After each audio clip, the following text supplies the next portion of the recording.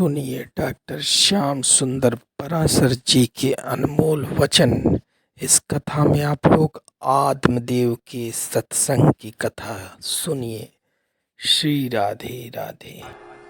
विकल होकर के, पुत्र के बिना व्यथित होकर के संत को अपनी पीड़ा सुनाए और संत ने प्यार से समझाए। त्यज संसार वासना, महात्मा ने प्यार से समझाया, देखो ब्राह्मण देवता तुम पढ़े लिखे विद्वान हो, ये वासना जो तुम्हारे चित्त में चुभी हुई है कांटे की तरह, इसको निकाल दो, मस्त हो जाओगे। ये तुमने जीवन में बहुत बड़ा भ्रम पाल रखा है कि बेटा होगा तभी मैं सुखी होऊंगा, ये सबसे बड़ा कांटा है। अरे भगवान ने जो दिया है उसका आनंद लो, जो दिया है उसका आनंद नहीं ले रहे, जो नहीं दिया है उसको पाने के लिए सिर पटक रहे।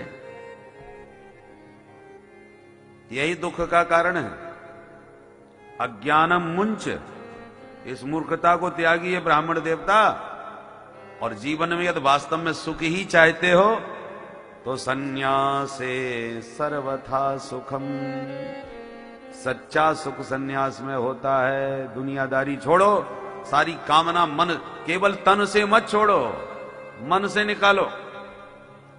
बहुत से लोग तन से तो घर छोड़ के भग जाते हैं, कपड़े भी रंग करके बैठ जाते हैं, और फिर बाहर जाकर के बैठे बैठे सोचते हैं हमारी पत्नी पर क्या बीत रही होगी, वो नालायक उसको भी ठीक से भोजन नहीं दे रहा होगा, मैं तो छोड़ छाड़ के भगे आया, वो बेचारी कैसे रह रही होगी। तो तन से तो छोड़ दिया पर मन तो वहीं चिपका हुआ है अभी। इसे त्यागात शांति ही, जब तक त्याग नहीं करोगे मन से तब तक शांति नहीं पाओगे विप्रदेव। भगवान ने गीता के 2 अध्याय में कहा, जीवन में यदि सच्ची शांति और सुख चाहते हो तो क्या करो, विहाय कामान्य सर्वान पुमाश्चरति निस्पृह निर्ममो निरहंकार सशांति अधिगच्छति। परम शांति यदि जीवन में चाहते हो तो सर्वान कामान विहाय, अपनी सारी कामनाओं को, इच्छाओं को अपने चित्त के भीतर से निकाल के फेंक दो। यही चुभती रहती है। मकान मिल गया तो मकान मिलने की खुशी नहीं है, तो काहे की खुशी हुई, कांटा जो चुभा था, मकान हो, मिलते ही कांटा निकल गया, कामना की पूर्ति हो गई। तो कांटे निकलने का आनंद मिला है आपको। गाड़ी हो, कांटा चुभ गया, अब गाड़ी आई तो बड़ी खुशी हुई, खुशी गाड़ी के आने की नहीं है, नहीं तो गाड़ी तो बहुत समय तक रही, पर खुशी तो कुछ ही दिनों में गायब हो गई। तो खुशी कहां से आई, बोले ये प्रसन्नता है, गाड़ी आने का जो कांटा चुभा था कामना का, वो कामना की पूर्ति हुई, कांटा निकल गया।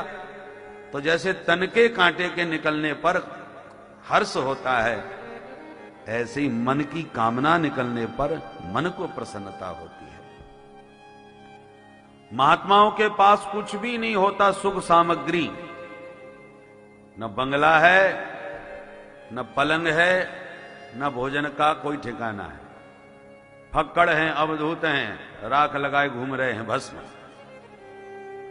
परंतु फिर भी बड़े मस्त हैं। सब संत सुखी विचरंत मही, मस्त होके घूम रहे हैं और बड़े सुखी हैं। और एक हम लोग हैं जिनको पता भी नहीं पैसा कितना है और कहां कहां है, और फिर भी महाराज नींद की गोली खा के सोना पड़ रहा है। होते हुए भी दुखी हैं और उनके पास कुछ न होते हुए भी सुखी हैं। कारण क्या है, क्योंकि हमारे पास जितना है उसमें संतुष्टि नहीं, मन में और भी कांटे हमने कामनाओं के चुभो रखे हैं, इसलिए दुखी हैं।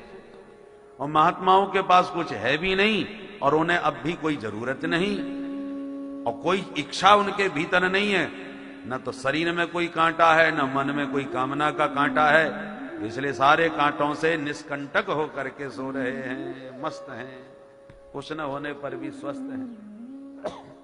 चाह गई चिंता मिटी मनुआ वे परवाह, और जाको कछु न चाहिए सो ही साहंसाह। जिसको कुछ नहीं चाहिए वो शहंशाहों का भी शहंशाह होता है, मस्त रहता है। देखने वाले भले ही उसको दरिद्री समझे। एक होता है भिखारी और एक होता है भिक्षुक, दोनों में बहुत बड़ा अंतर है। भिखारी के पास भी कुछ नहीं है और एक फकीर भिक्षुक के पास भी कुछ नहीं, अवधूत के पास भी कुछ नहीं है और भिखारी के पास भी कुछ नहीं है। फिर दोनों में अंतर क्या है? भिखारी दरिद्र है और भिक्षुक जिसके पास कुछ नहीं है उसे सब महाराज कहते हैं। महाराज जी पधारे, महाराज जी ने दर्शन दिए। ये काय के महाराज हो गए भाई? बोलो राधे राधे। भिखारी इसलिए भिखारी है कि उसके पास कुछ नहीं है और चाहता बहुत कुछ है। बहुत कुछ चाहता है, इसलिए धनवानों के पीछे आशा लिए भागता रहता है। बाबूजी कुछ दे दें, कुछ कृपा कर दें। आसान्वित होकर के श्रीमदांधों के पीछे भाग रहा है, इसलिए वो भिखारी है। और महात्मा उसे कुछ चाहिए नहीं और उसके पास कुछ है भी नहीं। हां, शरीर रक्षा के लिए जितना भोजन चाहिए वो 2 रोटी कहीं से भी किसी के घर से भी मांग लेगा। और किसी ने भिक्षा भी नहीं दी तो वो तो फलाहार करके भी रह लेगा। प्रकृति ने ही बहुत उसे संपदा दी है, फल तोड़ के खा ले।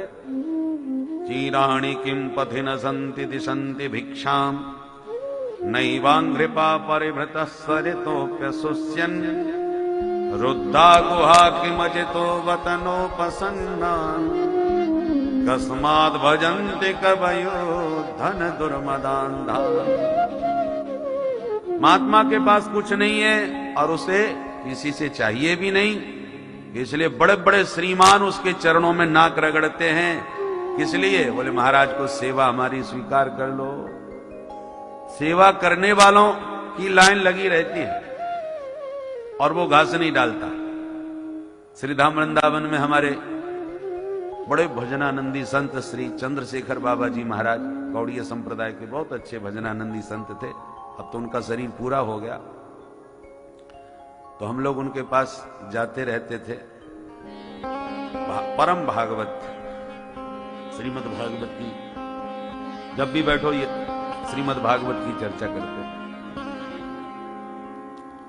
कोई भी सेठ साहूकार कितना भी संपन्न हो, उनके यहां गया और रस विरुद्ध कोई चर्चा कर दी या कुछ व्यावहारिक फालतू बातें कर दी तो बाबा तुरंत डंडा लेके भगाते थे और बिना गाली के बात नहीं करते थे, भगा ही देते थे।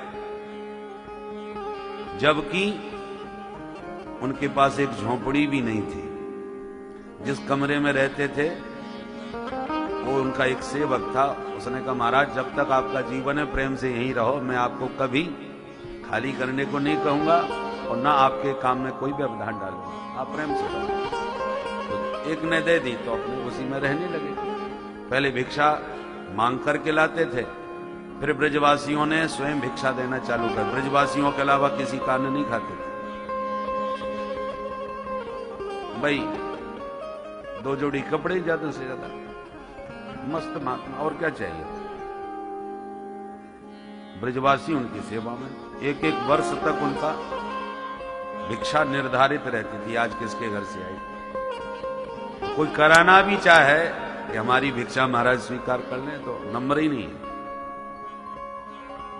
तो महात्मा के पास कुछ नहीं है, पर ठाकुर जी ने प्रबंध पूरा किया है और उनको किसी से कुछ पाने की इच्छा भी नहीं है, इसलिए बड़े बड़े धनवानों को फटकार के भगा देते हैं। जरूरत ही नहीं उन्हें किसी की। निष्कामता बहुत बड़ी शक्ति है। जहां कामनाएं आपके भीतर घुसी कि आप गुलाम बन गए। क्योंकि यदि कामना है तो बढ़िया बंगला बनना चाहिए और या तो अधिकारियों के सामने सिर झुकाओगे या धनवानों के सामने गिड़गिड़ाओगे। बिना मांगे बिना हाथ पसारे कैसे बनेगा। इसलिए भिखारी वह है जो कामना का पुजारी है, वासना का पुजारी है। इसलिए अपनी कामनाओं की पूर्ति के लिए उसे लोगों को मनाना पड़ता है, रिझाना पड़ता है, हाथ पसारना पड़ रहा है, इसलिए वो भिखारी है।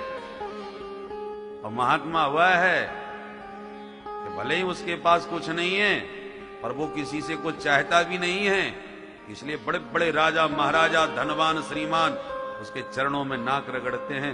वो स्वयं आशीर्वाद देता है, हाथ पसार के उनसे कुछ मांगता नहीं। इसलिए वो महात्मा है, महान आत्मा है। सहनसाओं का सहनसाह बन करके मस्त रह जाता है, तभी तो सम्राट चरणों में सिर झुकाते हैं।